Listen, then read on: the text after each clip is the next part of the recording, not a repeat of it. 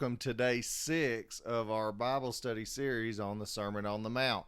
And if you're aware, a couple weeks ago we started this and we did 5 days that went through the Beatitudes and salt and light and murder starts in the heart and all these different kinds of topics. And we talked about adultery. And then this leads us up into our next section in Matthew chapter 5. And this is on marriage. And so I wanted to take you there to the passages that Jesus spoke about marriages and divorce. So let's dive right into it. We're going to go to Matthew chapter 5 and verse 31.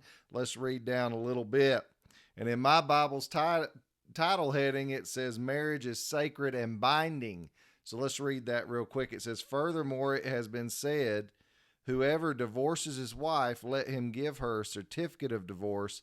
But I say to you that whoever divorces his wife for any reason, except sexual immorality, causes her to commit adultery, and whoever marries a woman who is divorced commits adultery. Now, these are very difficult words from Jesus even back then. Imagine what it is for us today. You know, Jesus is basically saying here that marriage is binding. It's sacred. Marriage is supposed to be for life. In Malachi, we have the scripture that says God hates divorce. And we live in a country right now where people get divorced at an alarming rate.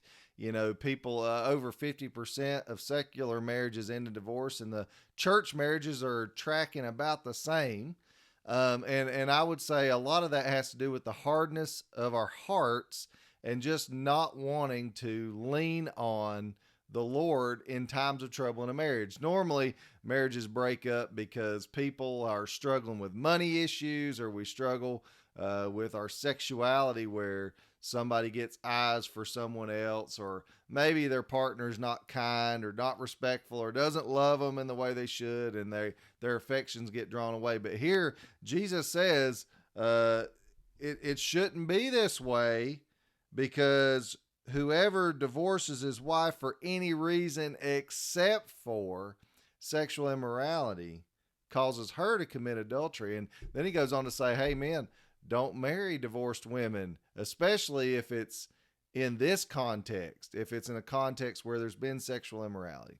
Okay. Now, Paul adds to this later. Paul says that if a spouse has been abandoned by their other spouse, so like if a husband's been abandoned by his wife, or a wife's been abandoned by her husband, that they're no longer enslaved, meaning they're no longer bound to that marriage. And I think that if they're not bound, then they would be free.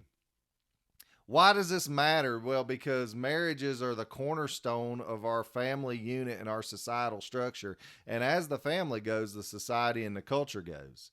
And you may be a person, you may be working on your 3rd or 4th marriage, listening to this thinking Roy's just stepping all over my toes. Listen, I don't know that there's anything you can do, biblically speaking, other than repent for any sins you've committed in the past. But for those of you right now in marriages where you're struggling and you're thinking of ways to get out, stop it. Just stop it right now. Because if you go down that road, you're going to set up some situations in your family that are going to be lifelong. You know, thinking about kids live with mom and dad, mom one day, and then on the weekends I go see my dad. You know, now we got 2 Christmases we got to try to keep up with. We've got 2 Thanksgiving holidays we got to keep up with. On Father's Day, I've got a dad and a stepdad. And listen, I'm not berating anybody for any of that. What I'm saying is that wasn't so. God's intention for marriage would be that the 2 would come together and become one flesh. So here's what I'm telling you. Young people, listen to this. Before you get married, make sure it's the right one. That don't mean go around and sleep around with everybody until you find the one you like the best. That's not it. What I'm saying is, before you go down that road of marriage and thinking about marriage, make sure it's the right one that you can see yourself growing old with. And adults who've been through this, right now, I just pray peace over you. And I want you, if you've done some things in the past you're not proud of, all you can do is repent, sincerely repent. Talk to God about it, you and your spouse.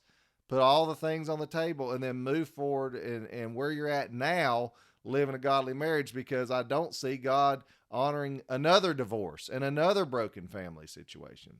Why is marriage important? It's symbolic between Christ and the church. So we'd like to believe that Jesus is coming for his bride and that that's going to be an eternal union, correct? So marriage that we have here is a mirror to that, and Paul uses that in his writings to the Ephesians. So once again, marriage should be binding. It should be till death do us part.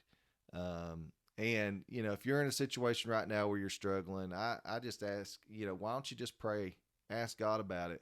Let's seek for ways to reconcile marriages as opposed to break them up. Now, I'm not advocating that if you're in an abusive marriage or anything like that, that you stick around, but I also don't think it's right to willy-nilly be in and out, and they said hurtful words to me and this, that, and the other, and the next thing you know, we're separated and we're already shacked up with somebody else. That is not the biblical model. The biblical model is till death do us part. What God's joined together, let no man separate. And if God's in your marriage, you should want to cling to that thing with all you have. Thank you so much for watching. Sorry we went a little bit over time here. Tomorrow we'll be back for day 7. God bless.